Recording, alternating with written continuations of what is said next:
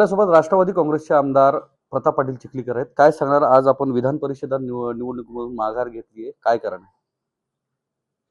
महायुतीमध्ये जागा वाटपाचं सूत्र ठरलेलं आहे आणि महायुतीने जो निर्णय घेतला आहे त्या निर्णयाला अनुसरून राष्ट्रवादी काँग्रेसने कुठली जागा लढली पाहिजे, भाजपने कुठली लढली पाहिजे, सेनेने कुठली लढली पाहिजे, हे सगळं ठरल्यानुसार महायुतीच्या नेत्याने आदेश दिला आणि म्हणून तो फॉर्म राष्ट्रवादीचा विड्रॉल केला. जिल्ह्यातील दोन कट्टर विरोधक आज एकत्र आलेले आहेत. ही जी काही या निवडणुकांमध्ये तुम्ही एकत्र आल, भविष्यातील निवडणुकांमध्ये सुद्धा सोबत राहणार आहेत का? ही शिष्टाई फक्त याच निवडणुकापुरती आहे का? आता या निवडणुकीच्या निमित्तानं सुरुवात झालेली आहे.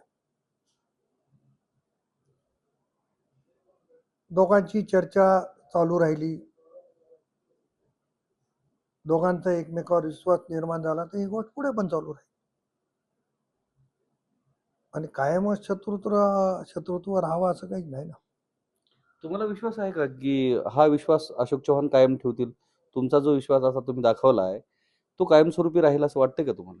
मी आज पहिल्या भेटीमध्ये गैरविश्वास कसा व्यक्त करू, कारण त्यांनी पण अतिशय मोकळ्या मनाने आपल्यासमोर त्यांचा संवाद साधला, मी पण साधला. आज सुरुवात आहे ना. विश्वास तर दोघांनाही ठेवावा लागेल, त्यांनाही ठेवावा लागेल, मलाही ठेवावा लागेल आणि विश्वासातून पुढे जायचं. आणि मला असं वाटतं की ही योग्य वेळ होती आणि एकत्र येण्याची, एकत्र राहण्याची आणि पुढे भविष्यात राहील असं मला असं वाटतं.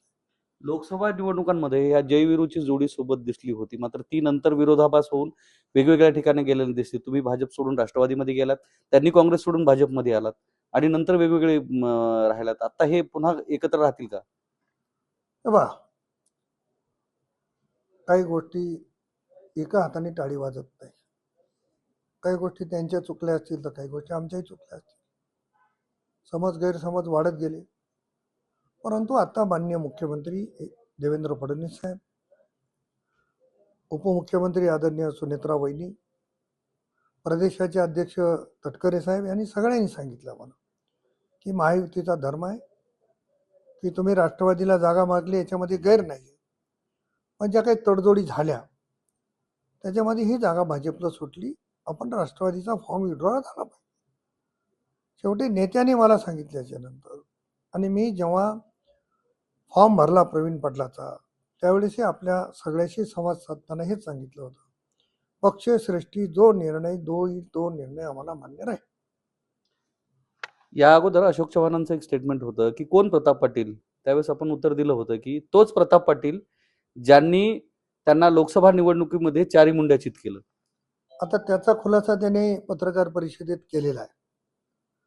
परत आता त्या मुद्द्यावर जायचे, आपला ते आता सगळे मुद्दे बाजूला सारून एकत्र यायचे ना. त्याच्यामुळे याच्यावर मी अधिकचं काही बोलणं उचित होत नाही. रवींद्र चव्हाण यांनी सांगितलं होतं की महायुतीमधील जी अंतर्गत धुसफूस आहे ती विधान परिषद निवडणुकीमध्ये महाविकास आघाडीसाठी फायदेशीर ठरणार आहे. आज राष्ट्रवादी काँग्रेस आणि भाजप एकत्र व्यासपीठावर दिसले, आता शिवसेना मात्र कुठेतरी वेगळे असल्याचं दिसले. यांचे चारही आमदार एकही या ठिकाणी आलेले नव्हते. नाही, बाकीचं मला काही माहिती नाही, परंतु मी खरं तर शिवसेनेचे नेते हेमंत पाटलाला माझ्या पण निमंत्रण द्यायला पाहिजेत होतं असं मला वाटतं, पण मी त्यांना निमंत्रण दिलं नाही आणि मी पत्रकार परिषदेमध्ये सांगितलं की ही चूक माझी झालेली आहे. पत्रकार परिषदेचं आयोजन माझ्या कार्यालयाच्या मार्फत झालं, त्याच्यामुळे आम्ही त्यांना विनंती करणं अपेक्षित होतं, परंतु ते झालं नाही. अनावधानाने चूक झाली. मी विनंती केल्यावर आले असते आले नसते हा विषय वेगळा, आणि बाकी कोण यावं कोण येऊ नये हा त्यांचा विषय आहे. कदाचित रात्री उशिरा ठरल्यामुळं सगळ्यांना निरोप गेले नसावे, परंतु भारतीय जनता पक्षाचं नेतृत्व चव्हाण साहेब करतायत आणि ते आले म्हणजे मला वाटते सगळेच आले असा अर्थ आपण गृहीत. युती धर्म म्हणून जसं ज्या पद्धतीनं तुम्ही आता भाजपसोबत गेलात, युती धर्म म्हणूनच हे जे चार आमदार आहेत, ज्याच्यामध्ये हेमंत पाटील असतील, बालाजी कल्याणकर असतील, आनंदराव बोंढारकर असतील आणि बाबुराव कदम कोहळीकर असतील, मग या चारहीपैकी एक तरी जण उपस्थित राहणं अपेक्षित आहे ना. युती धर्म पाळणं गरजेचं आहे असं वाटत नाही का? एक कोणालाही प्रत्येकाला सन्मान पाहिजे. ग्रामपंचायतीच्या सरपंचाला देखील वाटते की आपला सन्मान झाला पाहिजे. ते तर विधानसभेचे विधान परिषदेचे सदस्य आहेत, मी तुम्हाला सांगितलं की माझ्याकडूनच निमंत्रण दिलं नाही. मी निमंत्रण दिल्यावर जर ते आले नसते तर जर आहे. मी निमंत्रण दिलं नाही आणि त्यांच्याकडून कशी अपेक्षा करू? उलट त्यांनी ठेवली असेल, मला निमंत्रण नसतं तर मी गेलो असतो का? त्याच्यामुळे या समज गैरसमज नको व्हायचे. या निवडणुकांमध्ये काय कमिटमेंट ठरलेली आहे नेमकी? तुम्ही त्याच्यावर समाधान आहात? कमिटमेंट एकच ठरली. पक्षाने सांगितलं की जागा भाजपला सुटलेली आहे, आपली उमेदवारी मागे घ्यायची, महायुतीचा धर्म पाळायचा आणि त्या पद्धतीनं कामाला लागायचं. पक्षाचा आदेश मी मान्य केला.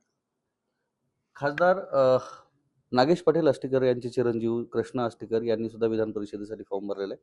त्यांनी सांगितलं की जर प्रवीण पाटील चिखलीकर यांनी जर अर्ज मागे घेतला तर मी कायम राहील आणि त्यांनी ठेवला तर मी पाठीमागे घेईन, असं त्यांनी म्हणलं होतं. आमचं दोघांचं ठरलंय असं बोलले होते.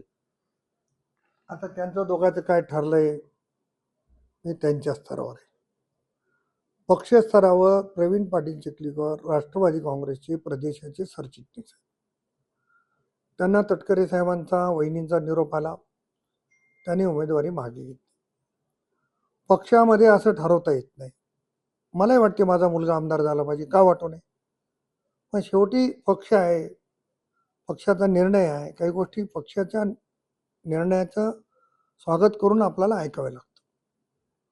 अशोक चव्हाणांनी या अगोदरही म्हणले होते की जे राष्ट्रवादीचं घड्याळ आहे इथलचं हे बंद पडलंय. या घड्याळाला भविष्यात अशोक चव्हाण महायुती धर्म म्हणून घड्याळाला मदत करतील असं वाटते का तुम्हाला?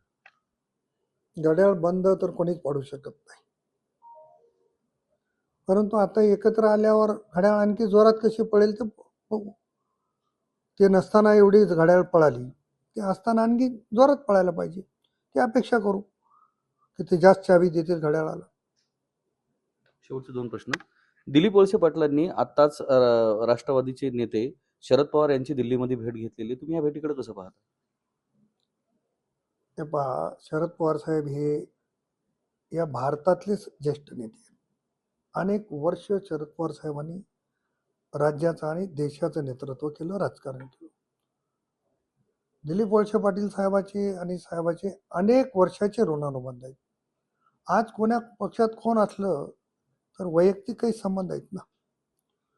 एखाद्या तब्येतीची चौकशी करायला गेले असतील तेव्हा हे दिल्लीत गेल्यामुळे साहेब आहेत वा भेटलं पाहिजे म्हणून गेले असतील.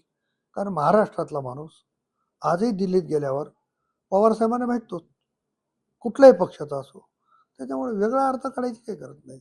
आपलं दिल्लीत कोणीतरी आहे ही जी भावना आहे, त्याच्यामुळे पवार साहेबांना भेटतात, त्यांचं मार्गदर्शन घेतात. मला असं वाटतं की याच्यापेक्षा काही वेगळा अर्थ काढण्याची आवश्यकता नाही. अशोक चव्हाण रसाळीच्या टायमाला तुमचे दोघं एकत्रित आले, एका व्यासपीठावर आलात. आज बोलणं, बसणं आणि हसणं झालेलं आहे. तर हे जी रसाळी आहे ते नंतर दिवाळी म्हणजे विधानसभा आणि लोकसभा निवडणुकीमध्ये ही दिवाळी एकत्रित होईल का? अपेक्षा करू. विश्वास वाटत नाही का तुम्हाला? नाही, विश्वास वाटते. शेवटी कसं आहे, मी एकट्याला कोणाला दोष देऊन उपयोग आहे का? आज आम्ही एकत्र आलो, उद्या एकत्र राहणार नाही, आज कसं जाऊ? आम्ही ही काळजी घेतली पाहिजे की एकत्र कसं राहाल आणि कार्यकर्त्यांना न्याय कसा देता येईल हे आम्ही दोघांनी ठरवलं पाहिजे. आणि मला असं वाटतं की याची सुरुवात आहे आणि एकत्र निश्चित राहू. आपला दोघांना एकत्र आणण्यासाठी यामध्ये कोण संकटमोचन ठरलंय? अमर राजूरकर का माजी आमदार ओमप्रकाश कुकर्णे? सुनेत्रा वहिनी आणि देवेंद्र फडणवीस साहेब त्यांनी आदेश दिला की दोघांनी मिळून पत्रकार परिषद घेतली पाहिजे, अंमलबजावणी झाली. त्याला दुसऱ्याची आवश्यकता नाही. आता आम्ही दोघांनी ठरवायचे की आम्हाला कसं राहायचं. आपलं राजकीय वैर संपवून आता जसं विधान परिषदेसाठी आपण एकत्र आलात, जिल्ह्याच्या विकासासंदर्भात आपण एकत्रित तुमचं सूत जुळणार आहे का आणि जिल्ह्याच्या विकासाभिमुख प्रयत्न तुम्ही करणार आहात का? जिल्ह्याच्या विकासासाठी नेहमीच सगळ्यांनीच एकत्र आलं पाहिजे.